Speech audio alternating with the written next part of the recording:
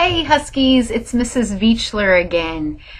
So this week with the students here at the middle school in 6th grade and in 7th grade, I went through our summer reading list, the one that you got from Mrs. Hedges. I went through our summer reading list and I tried to book talk as many of the books as I possibly could so you could maybe get an idea of which one you'd be interested in.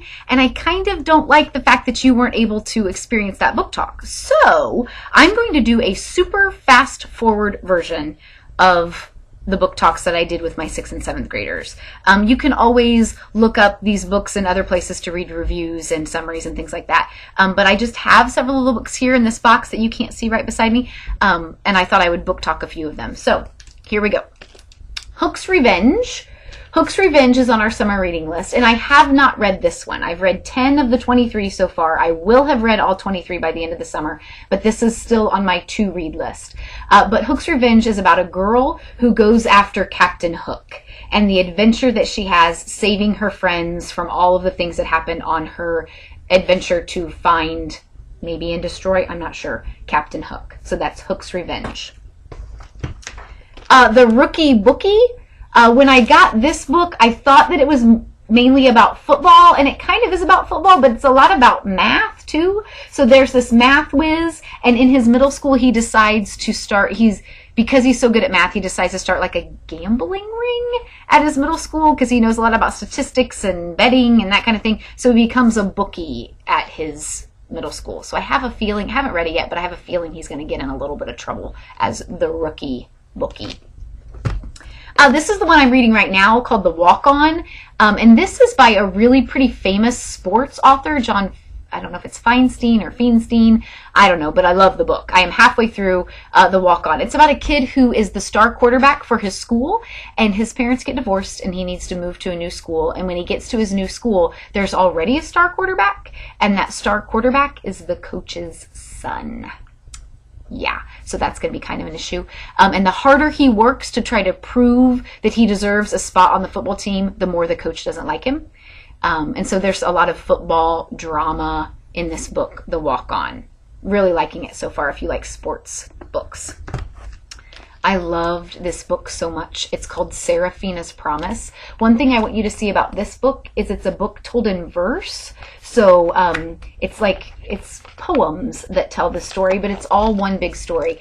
This book is set in Haiti in recent years. So it covers a lot of the poverty that is in Haiti. It covers the mudslides, the recent mudslides, and the big earthquake that killed thousands and thousands of people.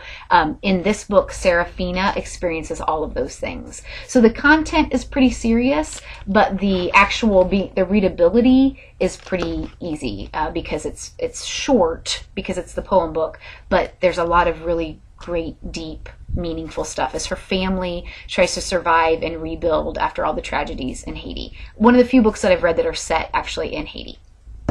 What else do we have? Okay, so this one is a nonfiction book, Choosing Courage. So if you like nonfiction, Choosing Courage is the way to go. This is a group of true stories about people who have won the Medal of Honor. So I always have kids who really want, I'm trying to show it better. I always have a group of kids that want books about war, and this is all stories about people from different wars that have won the Medal of Honor. Choosing Courage, that's nonfiction. Oh, just bonked my computer, sorry. What else do we have? Oh, If You're Reading This, I chose If You're Reading This because I thought this was a book about football, because the guy on the cover has a football helmet, and it kind of is, but it's even better than this. I think this will be one of the most popular books on the summer reading list. So when he was 8 years old, Mike's father was killed in Afghanistan as he was serving our country in Afghanistan. And at that point, when he was 8, he kind of had to grow up really, really fast. And he has had to take care of his mom and his sister and help with jobs around the house, help with the car, help with the house, all this stuff. He kind of had to grow up really fast. And so now he's 16 years old and he just wants to be a normal kid. And he wants to play football, he wants to be on the football team, and there's drama that goes along with that. But even bigger, right before he turns 16, he gets a letter from his father. And it says, "If you're reading this, I didn't make it. And here are the things I want you to know about being a man and about growing up." And so through a series of letters that he gets, that his father wrote when he was just a child, he learns about life and how to be a man. it was like, I have goosebumps. You can't see it. Can you see it? I can't find my arm. I have goosebumps right now. Because it's such a really emotional, awesome book, just about growing up and dealing with some major tragedies. So that's called If You're Reading This by Trent Reedy. This one I think is super fun. It's called The 14th Goldfish, and I think it's just funny. It's about a girl whose grandpa is like a scientist, and he discovers this way to reverse age people. So he reverse ages himself, and so he's this grandpa that is now in the body of a middle schooler. And he's like driving around, and he gets pulled over because he looks like he's 14 or 13 or whatever. He ends up going to juvie because they don't believe that, that he's too young to be driving. He ends up, the adult daughter gets custody of him because they think he's a kid and he can't really explain that he's actually an old man. And he ends up going to middle school with his granddaughter. And so it's about life in middle school as this old man in a younger kid's body. It's really funny. It's fun and light. It also is kind of sciencey though. Like, should science mess with this kind of thing? Like, just because you can do it, should you do it type stuff. So it's called The 14th Goldfish, and it was a lot of fun. And it's pretty short. If you're looking for a short, kind of easy, like an easier reading level, The 14th Goldfish might be a good one for you that I would recommend. Oh, this one, Steelheart. Now, this is a longer book, but I really liked it. If you like the X-Men movies, this might be for you. So in Steelheart, we've got this group of epics that are these people with these superhuman powers, and they use them for evil, and they're trying to take over the world. And then you've got this group called the Reckoners, and they are going to try to fight the epics. And so there's a lot of like suspense and fighting, and they're shooting, and there's some death. There's a little bit of romance, just a little bit. But lots and lots of action and lots of suspense. Lots of my kids that have read this book have said, Mrs. Beechler, they need to turn this into a movie. And I agree, it would be a good movie, but it's a better book. Just make the movie in your head. So, Steelheart by Brandon Sanderson. I loved this book. The Zoo on the Edge of the World. I did not know if I would, because fantasy's not typically my thing. It's about a kid whose father owns a zoo. Maybe they're in South America. I don't remember for sure. But they collect exotic animals from around the world. And these really rich people come and visit the zoo and try to see all these animals. Well, the main character, like I said, his dad is the owner of the zoo, and he has like a severe stuttering problem. And so he can't communicate very well with people, but he can talk to the animals, and the animals can talk to him. And through talking to the animals, he realizes that there's some bad stuff going on at the zoo, and he needs to kind of save the day. But because people don't take him very seriously because of his stutter, that's very hard for him, and he has to kind of fight against that. A little bit of fantasy, but just a really great book, The Zoo at the Edge of the World. It's another one that's kind of an easier reading level, so you don't need to be intimidated by it. I really thought it was fun, The Zoo at the Edge of the World. What else do we have? Oh, Death by Toilet Paper. So I put this one on the list because I thought we needed more funny books, because kids like funny books, and it is funny. Although there are some sad things. It's about a kid whose father passed away, and they're having a hard time kind of making ends meet, he and his mom. So he enters all these sweepstakes to try to win money to help pay the rent. And one sweepstakes that he enters is writing a jingle for a toilet paper company. And he's either going to win $10,000 or he might win a lifetime supply of toilet paper. The thing that I think is fun about this book is throughout the story they have like little spots of like facts about toilet paper and toilets and the history of sanitation. It's just fun. It's just a fun book with a pretty serious theme running in the background, but still a book that I really enjoyed. Death by Toilet Paper. Let's do I love this book so much. It's called Counting by Sevens. It's about a girl who I would say is somewhere probably on the autism spectrum. She has a really hard time connecting with people, forming relationships, knowing how to socialize and interact with other people.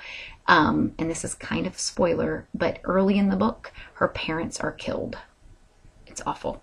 And now she has to kind of enter the foster, there's no friends or family around, so she's got to enter the kind of the foster care system, kind of.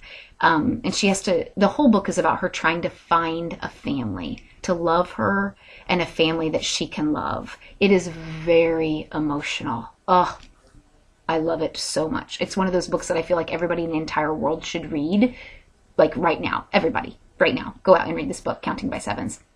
It is a little longer, not super, super long, but it is worth your time. Counting by Sevens. High, high, high recommendation. Oh, I love this one too.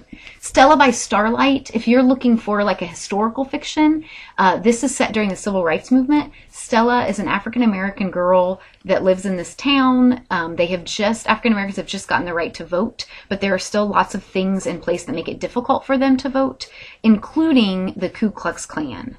And the Klan is a part of this story. Stella's dad decides he's going to register to vote, and with that comes a lot of danger. And it's one of those books that you're like rooting for him because you know it's the right thing to do and you want him to do it, but you're also scared for their family because you don't know how the Klan is going to react, and you're just very, very torn. So it's set during the Civil Rights Movement, historical fiction. I highly, highly recommend it. Another historical fiction that I have not read yet, it's soon on my list, Running Out of Night. This is rewinding a little bit further back in history. This is before the Civil War. I know that a slave is running away. Here I'm leaning the wrong way. I know that a slave is running away, and I think, just based on reading the back, I think it's two girls together that are running. I feel like one of them might be a girl who's being abused by her father and brothers, and she runs away with a slave. But I know that they're trying to catch them. There are slave catchers. There are dogs. It's the Underground Railroad, all of that stuff. So if you like that time period in historical fiction, you might try Running Out of Night. This book almost gave me heart palpitations. I don't know how to say the name of it. Tabula rasa, maybe? But it is intense suspense. Big time. This girl, at the beginning of the book, she's having surgery on her brain to erase her memories. And then there's this, but she can't remember why because they erased her memories. And there's this group of good people that are trying to come and save her, but then there are these bad people that are trying to kill her. And you don't know if the hospital people are good people or bad people. There's lots of running. There's lots of hiding. There's some shooting. People do get killed. They're climbing out on these beams over these big crevices. It is intense. I gasped many times. Many, many times. If you like suspense, if you want your heart to beat hard, I would go with this one. There's also just a little bit of romance. Just a little bit. Very, very good. I'm almost done. I'm at 12 minutes. Let's see if I can just do a few more. So The Iron Trial is another one that I don't know a lot about. I know that there's magic involved. I know they're going on a quest. And I also know that I have a lot of kids that have told me, Mrs. Beechler, I hate to read. And I've said, will you try this book? And so far, all of them have loved it. Loved it.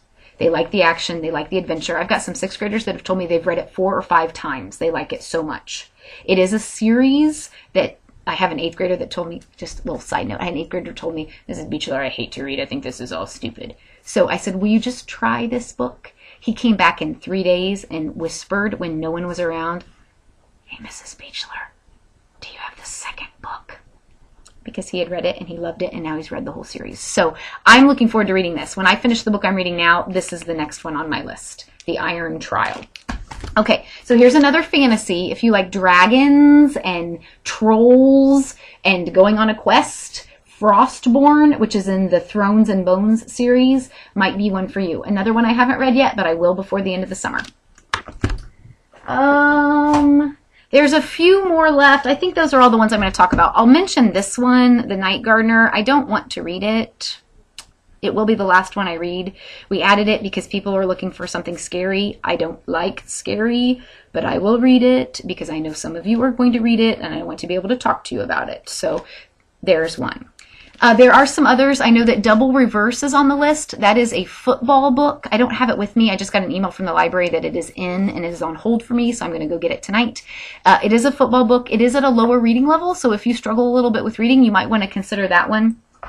Here's one I haven't read either, but Chasing the Milky Way I think is going to be pretty emotional. It's about a girl whose mom is bipolar, and this girl is trying to get a scholarship by doing robotics. I think there's going to be a lot of emotion to it.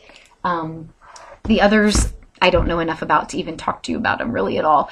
There's only 4 more on the list, but I'm going to have them read by the end of the summer. So I hope that gives you a little bit of an idea of some of the books, maybe some that you might want to read. I'm sending them down to Mrs. Hedges, so maybe you can look through them. Remember the way that you get them.